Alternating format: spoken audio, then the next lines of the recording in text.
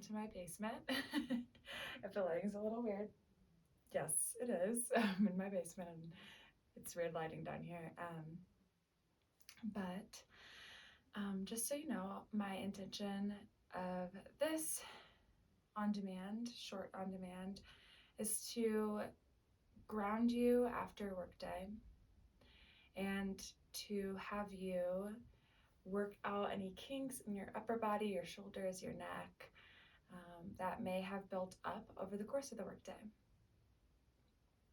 I don't know about you all, but I've been feeling like really busy, like I am working a lot.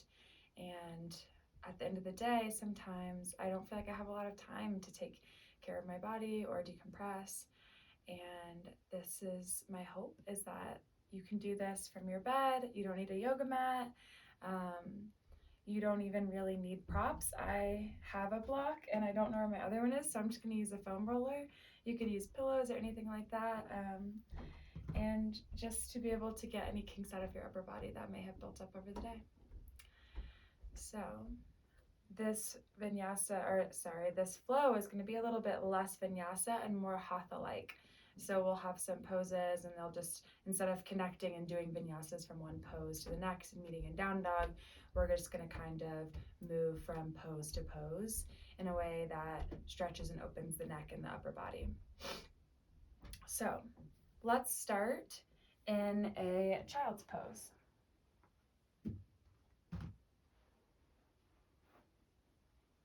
Again, you can do this wherever. This would be a really nice bed flow as well.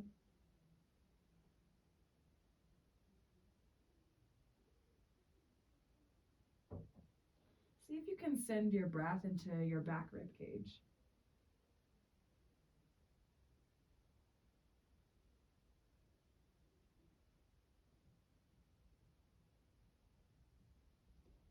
As you exhale, see if you can get a little bit heavier in your shoulders and your chest.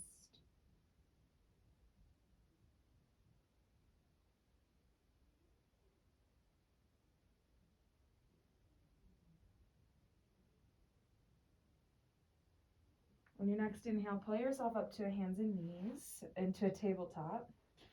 Inhale your left arm to the ceiling.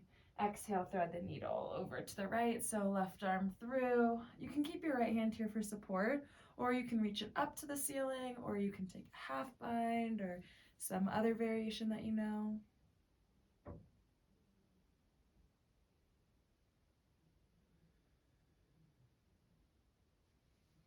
And if your right hand is up, bring it back down to press the ground away, lift up, left hand to the ceiling.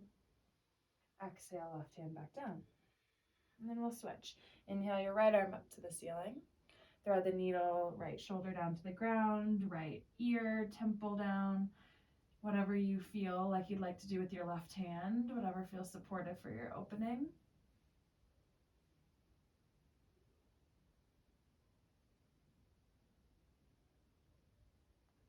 And then if your left hand is away from the ground, bring it back down, press down, reach your right arm to the ceiling. Exhale it down to the ground. And then tuck your toes, come into a downward facing dog for a moment.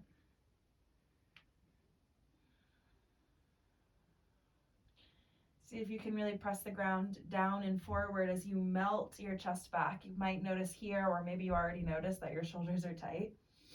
That's okay.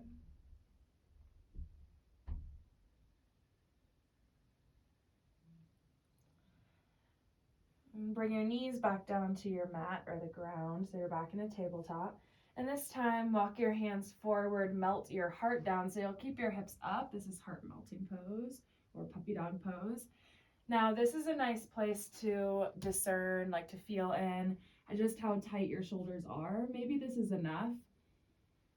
You could also bring your elbows to blocks. Again, I don't know where my second one is, so I'm going to use this foam roller. And then take your hands in kind of a prayer shape behind your head and let your heart melt from here. So you have a little more deepening space.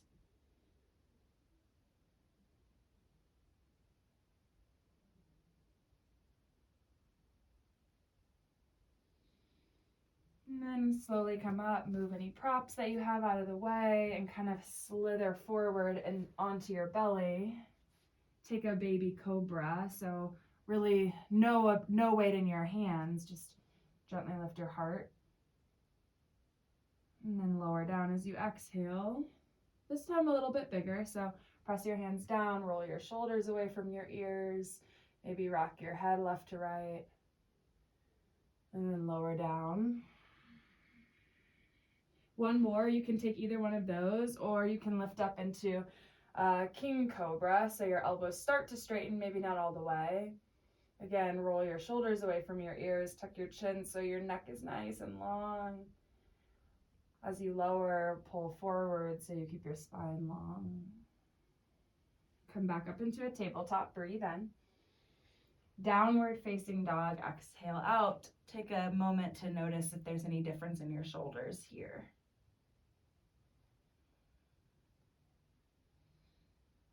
And then bring your knees down to your mat.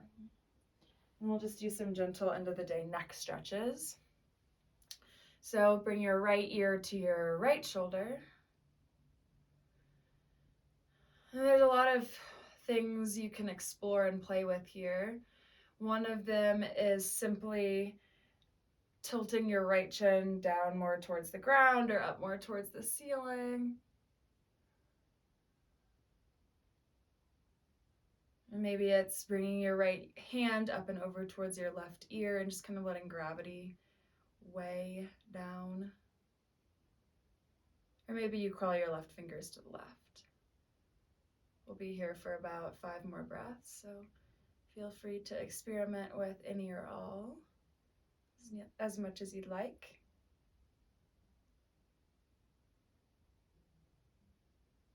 And if ever I'm moving too fast, you can always pause me.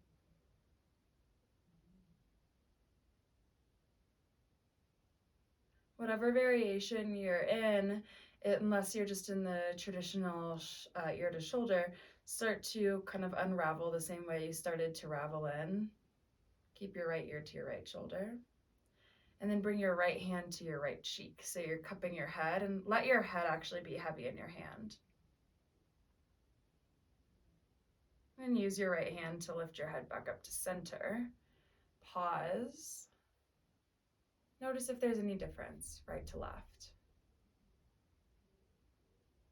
I know the left side of my neck feels quite different than the right side at the moment.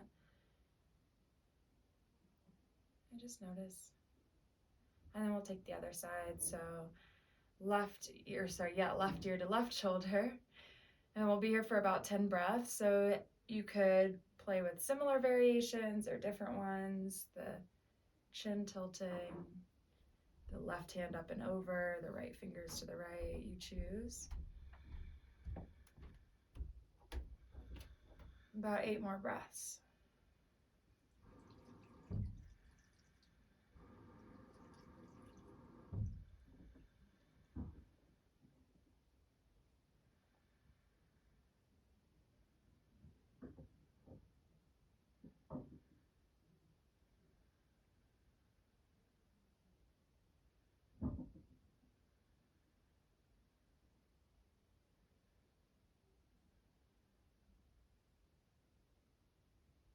And to come out the same way you came in, just reverse.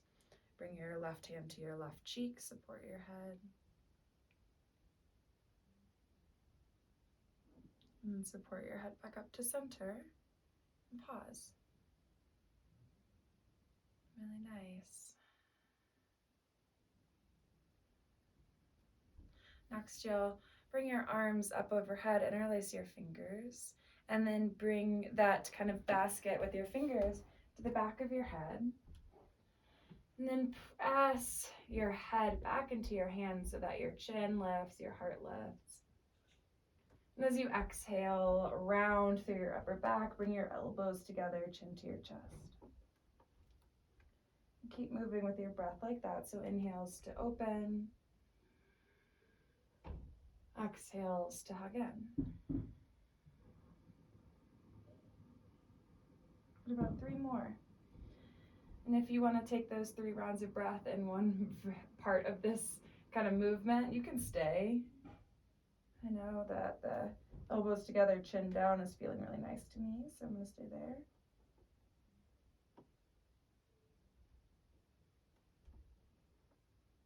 One more round.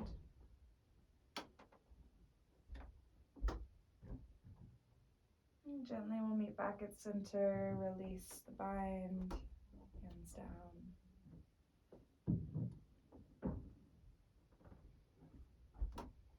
Next, interlace your fingers at the base of your spine. So you might want to come into a hero's pose for this one. You'll come to sit on your shins like I'm sitting. And now you might find that you want a block or a pillow or something nearby. We're going to move into a rabbit pose variation. So you'll just bring your forehead down, maybe the top of your head as you lift your fist up towards the ceiling. And where your block will come in here is if that's too deep, you can bring the floor a little closer to your head so that you're not in quite as deep of a fold. And we'll stay here for about 5 breaths.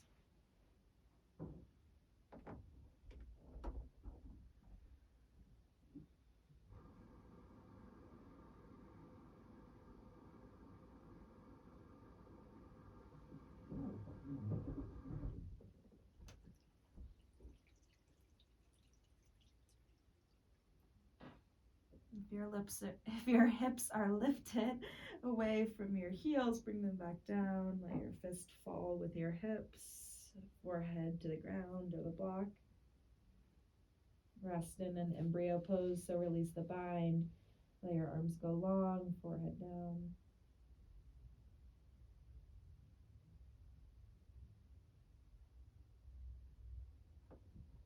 And then slowly let your head be last as you roll all the way up to a seat. When you get up to center, take 3 neck circles, head rolls to the right.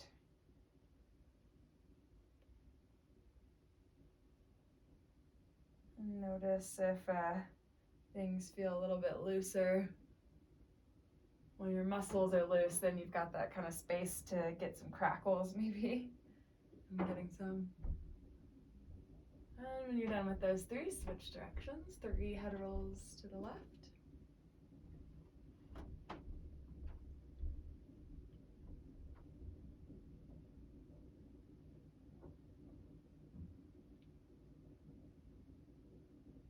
And then finally, our last pose before Shavasana is supported fish pose. So a block or a pillow, anything like that underneath your shoulder blades. I've been liking doing it this way, but in the past I've always taught it like this, between your shoulder blades. But I've been really liking it horizontal, right underneath the shoulder blades. You get to kind of decide what works best for your body. And you'll just let your arms fall up. You'll find that spot where you're just getting this lift behind your heart, but no pinching or pain or anything like that in your back. And 5 breaths right here.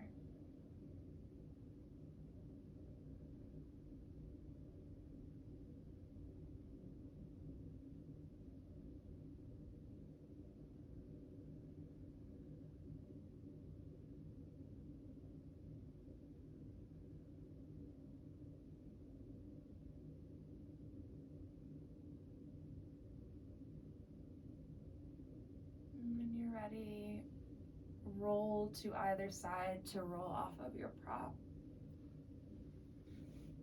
Rest in a fetal position.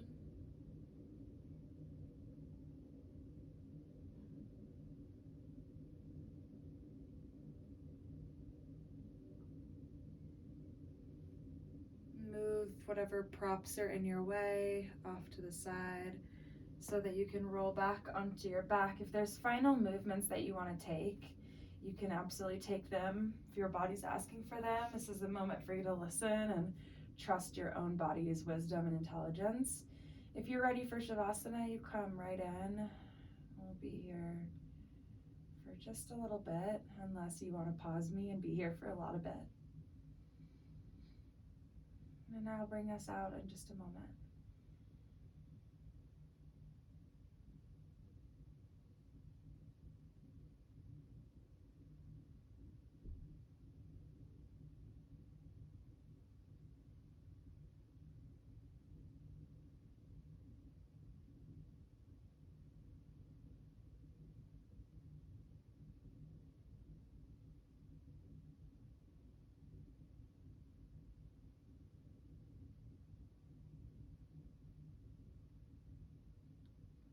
hard to deepen your breath,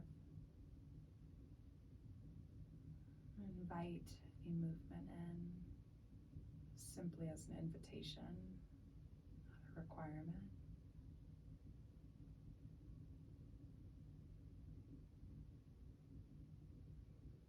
In your own time, roll to either side, pause in fetal position to honor the endings.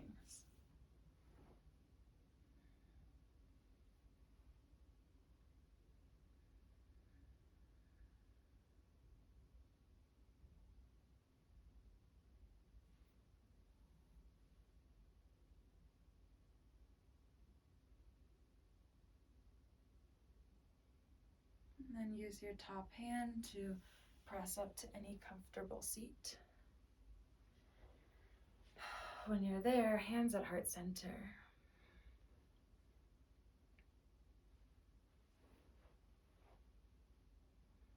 Press your thumbs into your heart center, the home of compassion for not only the world and others, but for yourself as well.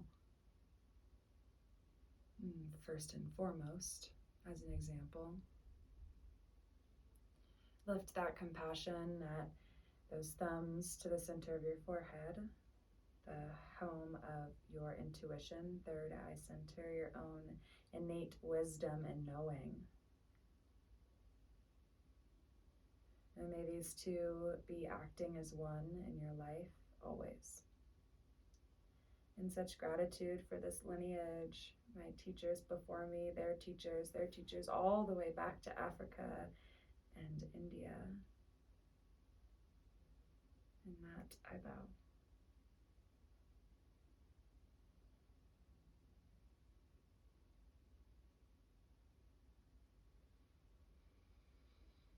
Ashe, and so it is. Thank you. Thank you for joining me. Hope you have a wonderful rest of your day, however much is left in it. And I hope to see you soon. Maybe for a live class, maybe for the next on demand. Love you so much.